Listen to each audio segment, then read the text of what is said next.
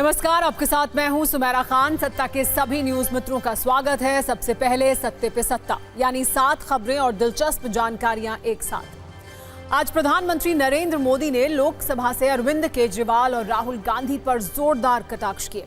PM ने आज संसद से जकूजी, बाथटब, शीश महल और संविधान वाले कीवर्ड्स का इस्तेमाल किया, जिसमें कटाक्ष की मात्रा बहुत ज्यादा है। हमारी पहली कुंजी इसी पर आधारित है। फिर सत्ता में हम आपको महाकुंभ में तीसरी भगदड़ का सच भी बताएंगे। दावा यह है कि मौनी अमावस्या के दिन महाकुंभ में 1, 2 नहीं बल्कि 3 भगदड़ हुई थी। आज हम आपको उस चश्मदीद से भी मिलवाएंगे जिसने अपनी आंखों से तीसरी भगदड़ को देखा। फिर महाकुंभ पर सत्ता के महाक्लेश वाली कुंजी खोलेंगे, जिसमें अखिलेश यादव ने बीजेपी पर डबल इंजन और डिब्बे वाला कटाक्ष किया है।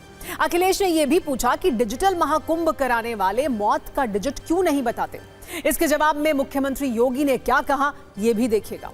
आज सत्ता में कुंजी उस यूनिफॉर्म सिविल कोड पर जो उत्तराखंड के बाद अब गुजरात में लोड हो रहा है। आज सीएम ने इस पर कमेटी भी बना दी है जो अपनी रिपोर्ट सरकार को देगी। लेकिन इससे पहले कैसे यूसीसी के नाम से कुछ लोगों में डर का मीटर दौड़ रहा है, वो देखिएगा।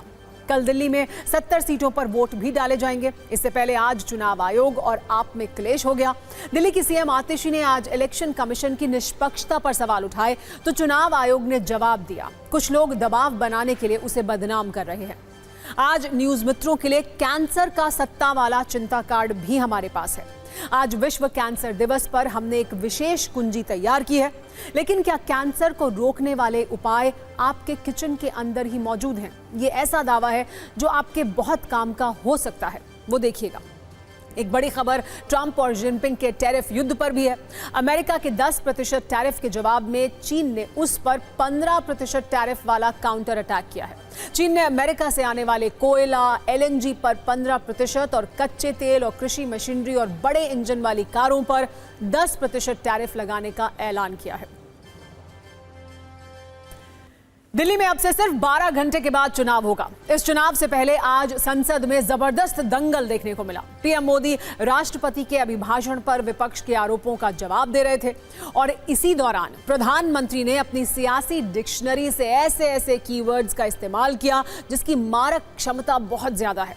आज पीएम ने राहुल गांधी और अरविंद केजरीवाल पर कौन कौन से कटाक्ष किए, वो देखिएगा। लेकिन पहले पीएम के कीवर्ड्स देखिए, जिनमें शामिल है जकूजी, बाथटब, शीश महल, जेब में संविधान, फोटो सेशन, तुष्टीकरण बनाम संतुष्टीकरण, यूरिया और लाठी। दिल्ली में चुनाव से पहले संसद वाले दंगल की इस कुंजी में भ्रष्टाचार के नल और शीश महल वाले आरोप हैं। पीएम मोदी का केजरीवाल पर प्रहार भी है और राहुल गांधी को चुन चुनकर जवाब भी है। आपको याद होगा कल संसद में राहुल गांधी ने हाथ में संविधान की पुस्तक लेकर संविधान की बात की थी। संविधान के बहाने मोदी सरकार पर आरोपों की बौछार की थी। आज पीएम मोदी ने राहुल गांधी को संविधान और जातिगत जनगणना वाले मुद्दे पर भी जवाब दिया।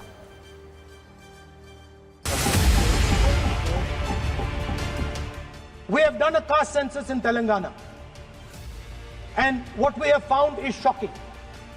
Almost 90% of Telangana is either Dalit, Adivasi, backward or minority.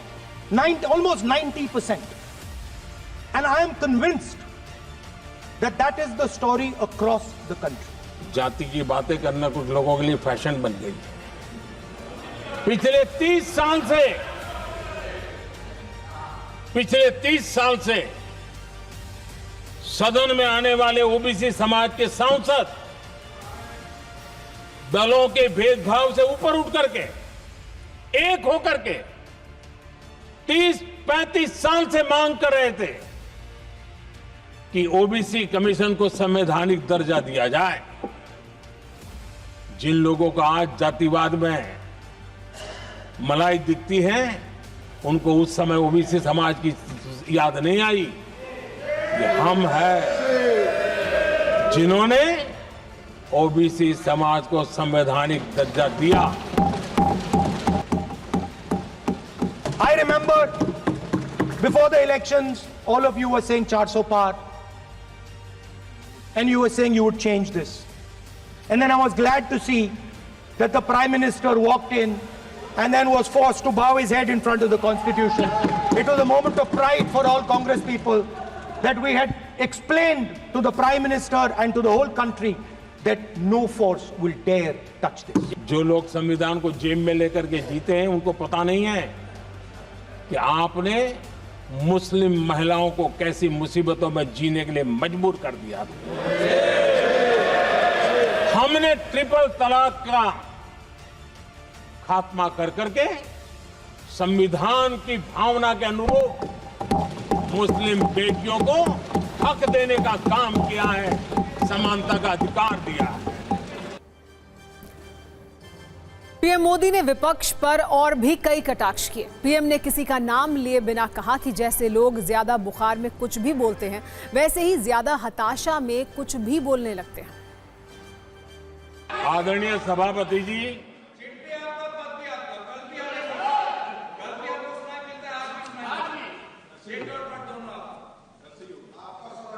जब ज्यादा बुखार चढ़ जाता है तब लोग कुछ भी बोलते हैं, लेकिन इसके साथ साथ ज्यादा हताशा निराशा फैल जाती है तब भी बहुत कुछ बोलते हैं। कल राहुल गांधी ने अपने भाषण में चीन और अमेरिका का जिक्र कर विदेश नीति पर सवाल उठाए थे, जिस पर भी आज पीएम मोदी ने जोरदार जवाब दिया। अपने भाषण में राहुल गांधी का नाम लिए बिना पीएम ने कहा कि कुछ लोगों को लगता है कि वो विदेश नीति पर कुछ भी बोल सकते हैं।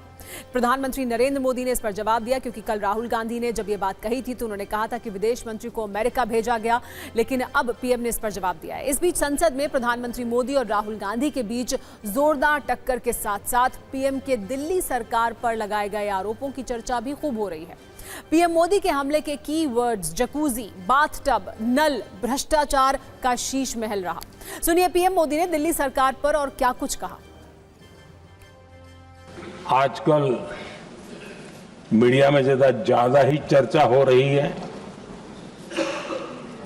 सोशल मीडिया में और अधिक हो रही है। कुछ नेताओं का फोकस घरों में जकूजी पर, स्टाइलिश शावर्स पर, लेकिन हमारा फोकस तो हर घर जल पहुंचाने पर है।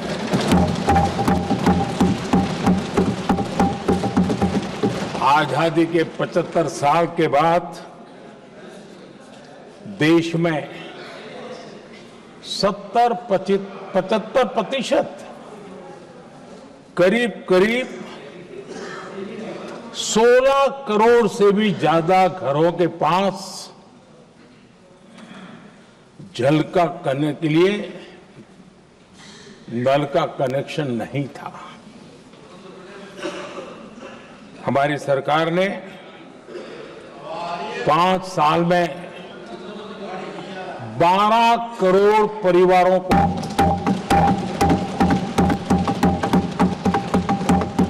घरों में नल से जल देने का काम किया है और काम तेजी से आगे भी बढ़ रहा है। Our foreign policy would take into account this revolution. When we talk to the United States, we would not send our foreign minister to invite our prime minister to his coronation. We would not send him 3 or 4 times, please invite our prime minister. Because if we had a production system and if we were working on these technologies, the American president would come here and invite the prime minister. So it is important to understand where कुछ लोगों को लगता है जब तक foreign policy नहीं बोलते तब तक वो मैच्योर नहीं लगते, इसलिए उनको लगता है फॉरेन पॉलिसी तो बोलना चाहिए फिर भले ही देश का नुकसान हो जाए। मैं ऐसे लोगों को जरा कहना चाहता हूं, अगर उन्हें सच में फॉरेन पॉलिसी सब्जेक्ट में रुचि है और फॉरेन पॉलिसी को समझना है, तो मैं ऐसे लोगों को कहूंगा एक किताब जरूर पढ़ें, हो सकता है उनको बहुत फिर कहाँ क्या बोलना उतनी समझ हो जाएगी। वो किताब का नाम है JF केस फॉरगॉटन क्राइसिस। इस किताब में भारत के पहले प्रधानमंत्री और वो विदेश नीति को भी नेतृत्व करते थे, इस किताब में पंडित नेहरू और अमेरिका के तब के राष्ट्रपति जॉन एफ कैनेडी के बीच हुई चर्चाओं और निर्णयों का भी विस्तार से वर्णन है। जब देश ढेर सारी चुनौतियों का सामना कर रहा था, तब विदेश नीति के नाम पर क्या खेल हो रहा था, उस किताब के माध्यम से सामने आ रहा है। संसद में बजट सत्र के चौथे दिन आज समाजवादी पार्टी के सांसद अखिलेश यादव का भी आक्रामक अंदाज रहा, जब उन्होंने महाकुंभ भगदड़ के नाम पर सरकार पर कई प्रहार किए। राष्ट्रपति के अभिभाषण पर धन्यवाद प्रस्ताव की चर्चा के दौरान अखिलेश यादव ने महाकुंभ भगदड़ में मौत पर कहा कि डिजिटल कुंभ कराने वाले मौत का डिजिट नहीं बता पा रहे हैं। महाकुंभ में इंतजाम की जगह प्रचार हो रहा था, जिस वजह से भगदड़ के दौरान हालात बिगड़े। उन्होंने ये भी आरोप लगाया कि महाकुंभ में हादसे के बाद शवों को JCB से हटाया गया था, और तो और महाकुंभ में मौत के बाद पुष्प वर्षा की जा रही थी। अखिलेश यादव ने यह भी आरोप लगाया कि बीजेपी के शासन में महाकुंभ में सनातन परंपरा तोड़ी गई। संतों को पहले स्नान से रोका गया, फिर अखाड़ों के जरिए अमृत स्नान की अनुमति दी गई। अखिलेश यादव ने लोकसभा में सिर्फ महाकुंभ ही नहीं बल्कि चीन की घुसपैठ, बेरोजगारी, जातीय जनगणना समेत कई मुद्दों पर सरकार को घेरा, तीखे सवाल पूछे। सिर्फ 120 सेकंड की न्यूज रील में अखिलेश यादव का जुबानी फायर वाला एक्शन आप भी देखिए। भर करके फूलों को डालने का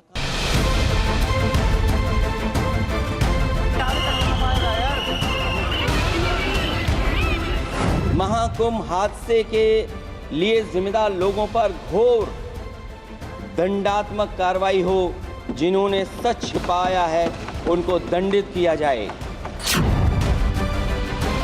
जहां सरकार बजट के आंकड़े लगातार दे रही है, आंकड़े देने से पहले महाकुंभ में मरने वालों के आंकड़े भी दे दें।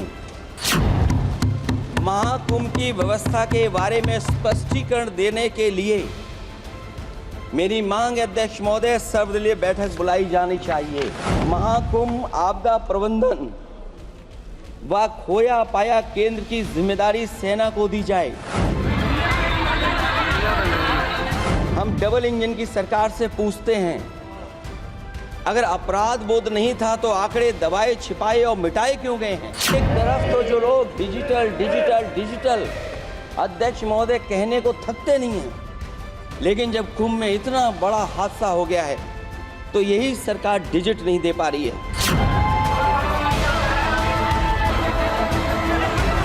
भाजपा के राज में ये सनातन परंपरा टूट गई। पहले सरकार ने संत समाज को शाही स्नान रद्द करने का आदेश दिया, जिससे अनादिकाल की सनातन परंपरा टूटी। जब ये जानकारी हो गई कि कुछ लोगों की जान चली गई, लाशें हैं जो मोर्चरी में पड़ी हैं, अस्पताल में पड़ी हैं, उसके बाद सोचिए सरकार क्या कर रही है। अपने सरकारी हेलीकॉप्टर में फूड भर करके फूलों को डालने का काम किया। सोचिए हमारे उत्तर प्रदेश के मुख्यमंत्री जी ने शोक नहीं प्रकट किया था। जब देश की राष्ट्रपति और प्रधानमंत्री जी ने शोक प्रकट किया, उसके बाद 17 घंटे बाद सरकार ने स्वीकार किया। महाकुंभ में भगदड़ और मौत पर कैसे सियासी शोले भड़क रहे हैं, ये भी समझिए। एक तरफ विपक्ष मौत के आंकड़े पर यूपी सरकार पर सवाल उठा रहा है, वहीं दूसरी ओर यूपी के मुख्यमंत्री सीएम योगी आज साजिश वाला एंगल लेकर आए। सीएम योगी ने विपक्ष के आरोपों को शर्मनाक बताया और असत्य के नित नए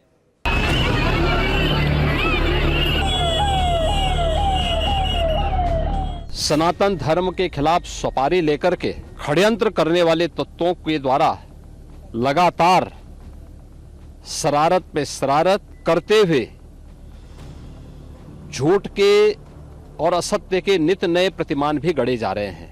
कांग्रेस अध्यक्ष से मल्लिकार्जुन खड़गे से अखिलेश यादव का वक्तव्य इनकी उस गिद्ध दृष्टि की ओर भी सबका ध्यान आकर्षित करता है, जो लगातार इस महाकुंभ के खिलाफ पहले दिन से दुष्प्रचार कर रहे हैं। ये दोनों दल चाहते थे और सनातन धर्म विरोधी चाहते थे कि बड़ा हादसा हो जाए। 29 जनवरी के हादसे की तह में हम लोग जाएंगे, षड्यंत्रकारियों को बेनकाब करेंगे और उन्हें सजा कैसे दिलाई जाती है यह आपने उत्तर प्रदेश के अंदर पिछले 8 वर्ष के अंदर देखा होगा। महाकुंभ हादसे का सच क्या है, फिलहाल ये कहना मुश्किल है, लेकिन इसको लेकर जो दावे आ रहे हैं वो चौंकाने वाले हैं, दर्दनाक हैं। TV9 भारतवर्ष की टीम आज उन लोगों के पास पहुंची जो तीसरी भगदड़ का दावा कर रहे हैं, जिनके पास भगदड़ का वीडियो प्रमाण भी है, जो वीडियो के जरिए तीसरी भगदड़ में भी मौत का दावा कर रहे हैं। ये लोग उस वक्त की मौत वाली कहानी को बयां कर रहे हैं। दावा है कि प्रयागराज के सेक्टर 21 संगम लोअर मार्ग पर भगदड़ हुई थी। कामधेनु अखाड़े के पास भगदड़ में 5 से 7 लोगों की मौत हुई थी। सत्ता के सभी न्यूज मित्रों को महाकुंभ में हम 2 भगदड़ की कहानी बता चुके हैं, इसको लेकर दावों का जिक्र भी कर चुके हैं। अब तीसरी भगदड़ के दावे के बाद कई और भी गंभीर सवाल उठ रहे हैं। सवाल यही है कि इस वीडियो का सच क्या है, वीडियो में दिख रहे शवों का सच क्या है, तीसरी भगदड़ की पूरी कहानी क्या है।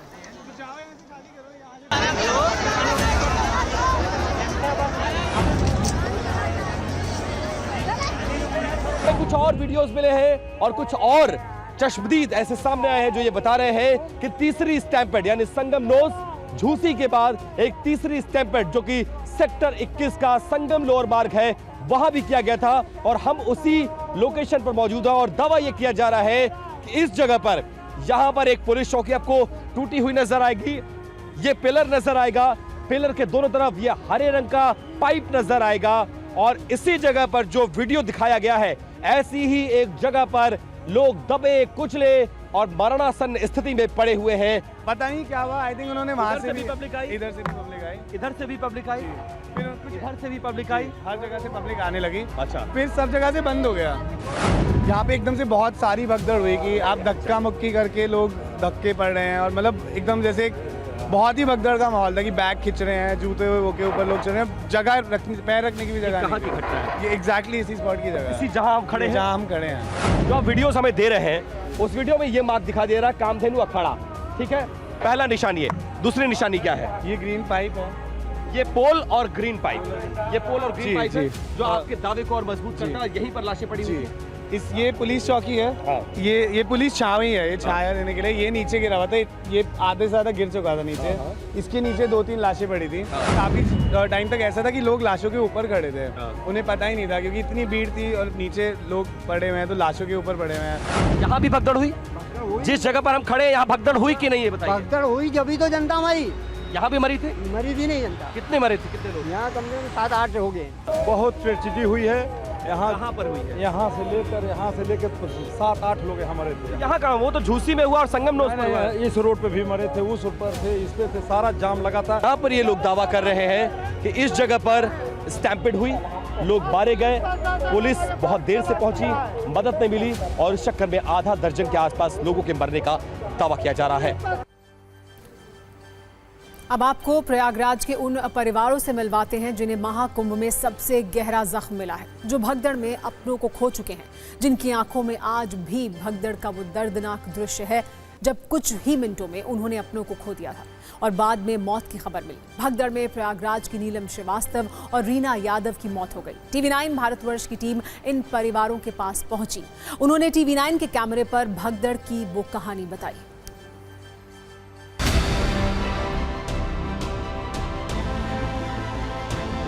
महाकुंभ में हुई भगदड़ में बाहर से आए हुए लोगों के अलावा प्रयागराज के कुछ ऐसे लोग भी हैं जिन्होंने उस भगदड़ में अपनी जान को गंवाया है। भीड़ बहुत ज़्यादा बढ़ गई, लोग एक दूसरे को धक्का देने लगे और इसी में सर सबका हाथ छूटता चला गया और तब हाथ छूटते छूटते सर बुआ का भी हाथ छूट गया हमारा। तो हम लोग सर मेडिकल कॉलेज चले आए। मेडिकल कॉलेज पे जब आए सर वहाँ पे खड़े थे, बैठे, फिर अंदर जाके तो सर 1-1.5 घंटे बाद सर हम लोगों को वो फ़ोटो दिखाई गई सबकी पहचान के लिए। तो हम लोगों ने देखा सर तब हम लोग को पता चला कि हाँ बुआ अब नहीं है इस समय। बचते तो हम भी ना, लेकिन पता नहीं कैसे बच गए थे। सांस एकदम रुक गई थी। एक तो लंबे से भैया थे, मथुरा के थे वो, तो उनका हाथ हमने कस के पकड़ा था, उनकी बनियान भी फट गई थी उसी पकड़ने के चक्कर में। लेकिन हम उनसे मतलब इतनी ख़राब कंडीशन आ गई थी कि हम उनसे ये बोले कि आप आज बचा लेंगे तो हम बच जाएंगे, नहीं तो आज हम ख़त्म हैं। जब मम्मी का हाथ हमसे छूटा तो मम्मी 2-3 बार बेटू बेटू बेटू। हम क्या यार, अपना भी ध्यान रख लो, मेरा मत ध्यान दो। हम गए, आप भैया के साथ रहो, आप ठीक रहना। हम गए तो गए, ठीक है जाओ, बेटू बेटू बेटू। दुख तो बहुत बड़ा है, और वैसे मर जाती रोग दोष बीमारी में, लेकिन कचर के मरना ये एक अपने आप में बहुत बड़ी दुर्घटना है जो हम लोग कभी भूलेंगे नहीं, और शायद हमारे यहाँ से कोई जल्दी वहाँ पे जाने की हिम्मत भी नहीं करेगा। महाकुंभ में भगदड़ के बाद शंकराचार्य स्वामी अविमुक्तेश्वरानंद की चर्चा हर तरफ हो रही है। इसकी सबसे बड़ी वजह है यूपी सरकार के खिलाफ उनके बयान, वो सवाल जो उन्होंने भगदड़ के बाद योगी सरकार पर उठाए। इन सवालों के बीच स्वामी अविमुक्तेश्वरानंद ने TV9 भारतवर्ष से बात की है, सुनिए क्या कहा। ये सुनने में आ रहा है कि आपको धमकी दी जा रही है। कौन दे रहा है धमकी, किस माध्यम से दी जा रही है, और क्या ये बात सच है? ऐसा है कि हम कोई सवाल किसी पे नहीं खड़ा कर रहे हैं। हम तो यहाँ हैं और यहाँ जो कुछ घटित हो रहा है उसके भुक्तभोगी हैं। जब हमारी आंखों के सामने कोई दबेगा, कुचलेगा, मरेगा, उसकी लाश देखने का, उसके परिजनों से मिलने का, उसकी कहानी सुनने का हमको मौका मिलेगा, तो हमारे मन में जो भाव उत्पन्न होंगे वो किसी न किसी रूप में अभिव्यक्त होंगे। कई पोस्ट ऐसी आई है जिनमें कहा जा रहा है कि इनको जान से मार दिया जाए। कोई 1 करोड़ रुपए की हमारा सिर काट लेने के लिए इनाम रख रहा है, तो कोई कुछ कर रहा है। ये सब हो रहा है। आपने इसकी सूचना सरकार, प्रशासन, पुलिस किसी से की है? क्योंकि ये सोशल मीडिया पर धमकी ओपनली दी जा रही है, आप जैसा कह रहे हैं, तो अगर ऐसा किया गया तो क्या आपने अपनी तरफ से सूचना दी है, जानकारी दी है?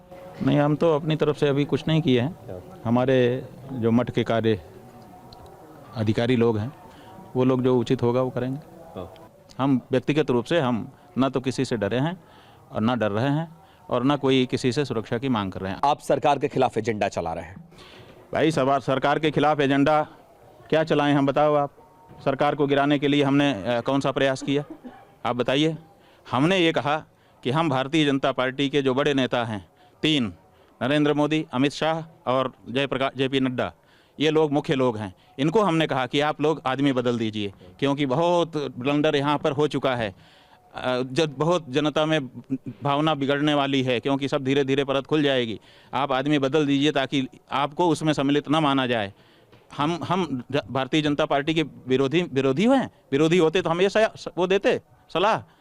हम तो भारतीय जनता पार्टी की निंदा करते। हमने कहा कि इस व्यक्ति को बदल दीजिए, क्योंकि इस व्यक्ति ने छुपाने का काम किया, जो कि अक्षम्य अपराध है। संत समाज आपके खिलाफ होता हुआ नजर आ रहा है। ज्यादातर संत कहते हैं दुनिया खिलाफ हो जाए दुनिया खिलाफ। ऐसे संतों का हमको क्या जरूरत है कि हम उनका साथ करें और वो हमारा साथ करें। हम तो खुद नहीं खड़े होना चाहेंगे ऐसे किसी संत के साथ। जो लोग मर रहे हों और उस समय जो है वो राज सत्ता का गुणगान करने के लिए खड़े हो जाएं और लोगों की मौत को कहें कि इतने ही तो मरे हैं, जैसे 30 लोग कुछ होते ही नहीं हैं। कुछ संत ऐसे हैं जो बड़े बड़े चेहरे हैं। जगत गुरु रामभद्राचार्य की बात कर रहा हूं मैं। जब भी आपके विषय में उनसे सवाल किए जाते हैं तो वो आपको संत, महात्मा या शंकराचार्य मानने से ही इनकार कर रहे हैं। नकली शंकराचार्य आपको कहते हैं। पर जो भगदड़ मची है उसके बारे में अगर हमारे कुछ अनुभव हैं और उनको अगर हम साझा कर रहे हैं और उस पर प्रतिक्रिया व्यक्त कर रहे हैं, तो इसमें बाधा कहाँ है ये बताएं वो। इसके लिए शंकराचार्य होना जरूरी है, इसके लिए संत होना जरूरी है, सन्यासी होना जरूरी है, इसके लिए VIP होना जरूरी है। ये तो आम बात है। हम यहाँ पर हैं, हम अनुभव कर रहे हैं, उसको बोल रहे हैं। और सत्ता में अब UCC वाला कार्ड, जो देश में कुछ लोगों की चिंता बढ़ाने का काम कर रहा है। अब यूनिफॉर्म सिविल कोड की गाड़ी देश में नए स्टेशन पर पहुंचने वाली है, जिसका नाम है गुजरात। उत्तराखंड के बाद अब UCC गुजरात में लोड हो रहा है और इसकी प्रोसेसिंग का काम आज मुख्यमंत्री भूपेंद्र पटेल के एक फैसले से शुरू हो गया है। लेकिन कुछ मुस्लिम धर्मगुरु इस फैसले के खिलाफ हैं। उन्होंने जोर शोर से प्रचार शुरू कर दिया है कि यूनिफॉर्म सिविल कोड मुस्लिम विरोधी है, लेकिन उनके मन में चिंता वाली लहरें क्यों उठी हैं, आप वो समझिए। उत्तराखंड के बाद गुजरात दूसरा राज्य बन सकता है जहां यूनिफॉर्म सिविल कोड लागू होगा। आज गुजरात के सीएम भूपेंद्र पटेल ने इस पर एक 5 सदस्यों की कमेटी का गठन किया है। इस समिति का अध्यक्ष सुप्रीम कोर्ट की पूर्व जज रंजना देसाई को बनाया गया है। ये कमेटी 45 दिन में यूनिफॉर्म सिविल कोड की एक ड्राफ्ट रिपोर्ट सरकार को सौंपेगी और ड्राफ्ट रिपोर्ट मिलने के बाद ही गुजरात सरकार आगे का फैसला करेगी। वडाप्रधान मोदी साहेबे देशना तमाम नागरिकोने समान हक मळे ते माटे कॉमन सिविल कोड नो देशव्यापी अमल करवानो निर्णय कर्यो छे। गुजरातमां कॉमन सिविल कोडनी आवश्यकता चकासवा अने कायदा माटेनो मुसद्दो तैयार करवा सुप्रीम कोर्टना निवृत्त न्यायाधीश श्रीमती रंजना देसाईनी अध्यक्षतामां एक कमिटीनी रचना करवानो महत्वपूर्ण निर्णय कर्यो छे। लेकिन गुजरात में यूसीसी की आहट से ही कुछ लोगों में घबराहट क्यों बढ़ गई है, उसे समझिए। इसकी वजह हलाला, इद्दत, बहुविवाह और 3 तलाक जैसे रिवाजों को माना जा रहा है, जो यूनिफॉर्म सिविल कोड के आने के बाद पूरी तरह खत्म हो जाएंगे। इसका ट्रेलर हम उत्तराखंड में देख भी चुके हैं। इसके अलावा उत्तराखंड में 27 जनवरी से लागू हुए यूनिफॉर्म सिविल कोड को देखकर यह अनुमान भी है कि यूसीसी से गुजरात के अंदर और क्या क्या बदल सकता है, जैसे विवाह, तलाक पर मजहबी डिस्काउंट खत्म हो जाएगा, मुस्लिम धर्म में हलाला, इद्दत का रिवाज समाप्त हो सकता है। गुजरात में भी लड़कियों के विवाह की न्यूनतम उम्र 18 साल हो जाएगी, ऐसा अनुमान है।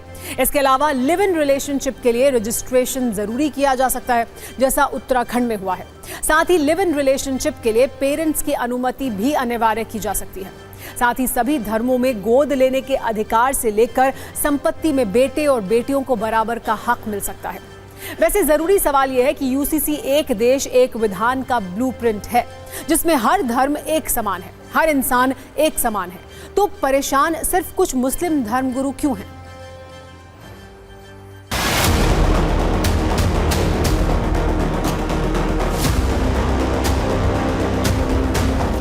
यूसीसी की लागू करने की जो मानसिकता है वो खालिसतन मुस्लिम विरोधी मानसिकता है। न देश हित में उससे कोई काम हो रहा है, न समाज के हित में कोई काम हो रहा है, बल्कि अनारकी फैलाने और अराजकता फैलाना और उसके नाम पर मुसलमानों को प्रताड़ित करने की मानसिकता है। और सरकार ऐसे बहाने तलाश कर रही है जिससे मुसलमानों को ज़्यादा से ज़्यादा प्रताड़ित किया जा सके, ज़्यादा से ज़्यादा परेशान किया जा सके। अपने मुल्क के कॉन्स्टिट्यूशन में हर रिलीजियस कम्युनिटी को अपने अपने पर्सनल लॉज पर अमल करने की पूरी कॉन्स्टिट्यूशनल फ्रीडम और हक और राइट दिया है। लिहाजा हम लोग चाहते हैं कि वो राइट तमाम कम्युनिटीज़ का बरकरार रहे और यूसीसी के लागू होने से कहीं ना कहीं वो फ्रीडम, रिलीजियस फ्रीडम हैम्पर होती है। इस वजह से हम लोगों की डिमांड यही है कि यूसीसी कहीं पर भी ना लागू किया जाए। और अब सत्ता का रिमाइंडर, जिसमें आज वर्ल्ड कैंसर डे के मौके पर एक दुनिया में बढ़ते कैंसर के खतरे को हम आपको बताएंगे।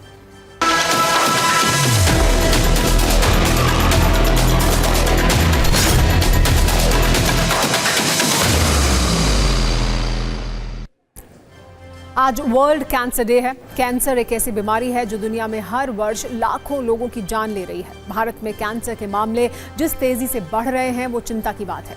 आज संसद में प्रधानमंत्री नरेंद्र मोदी ने भी वर्ल्ड कैंसर डे का जिक्र किया। संविधान की भावना है सबको बेहतर स्वास्थ्य मिले और आज कैंसर डे भी है, लेकिन कुछ लोग हैं जो गरीब को, बुजुर्गों को आरोग्य की सेवाएं मिले उसमें अड़ंगे डाल रहे हैं और वो भी अपने राजनीतिक स्वार्थ के कारण। अब आपको वर्ल्ड कैंसर डे पर सत्ता का चिंता कार्ड भी दिखाते हैं। दुनिया भर में कैंसर से हर 3 सेकंड में एक मरीज की मौत होती है। कैंसर से 1 मिनट में 17 लोगों की और एक दिन में करीब 26,000 लोगों की मौत होती है। इस तरह कैंसर से दुनिया में हर वर्ष करीब 97 लाख मौत हो रही हैं। हर साल कैंसर के दुनिया में 2 करोड़ नए केस सामने आ रहे हैं। भारत में भी कैंसर के आंकड़े डराने वाले हैं। एक रिपोर्ट के मुताबिक भारत में हर साल कैंसर के करीब 14 लाख मामले सामने आते हैं, जबकि 9 लाख से ज्यादा लोगों की मौत हो जाती है। चिंताजनक बात यह है कि भारत में 10 में से 7 कैंसर मरीजों की मौत हो जाती है। इस वर्ष कैंसर के नए मरीजों की संख्या 15 लाख पार करने की आशंका है। अगले 5 वर्षों में 12% की दर से कैंसर मरीज बढ़ने की आशंका है। जाहिर है कैंसर का खतरा बड़ा है, इसलिए हर वो उपाय करने की जरूरत है जो कैंसर के खतरे को कम कर सके। वैसे हेल्थ एक्सपर्ट्स के मुताबिक कुछ सावधानियां रखकर कैंसर के खतरे को कम किया जा सकता है। आपके किचन में मौजूद कुछ मसाले भी कैंसर वाला रिस्क कम कर सकते हैं। इस पर हमने cancer specialist doctor Suresh Advani से बात की, तो उन्होंने क्या कहा ये भी सुनिए। कैंसर से बचने के लिए बैलेंस डाइट की ज़रूरत है, और बैलेंस डाइट में ये सब आ जाता है, जिसमें घर में जो भी मसाले हम लोग यूज़ करते हैं।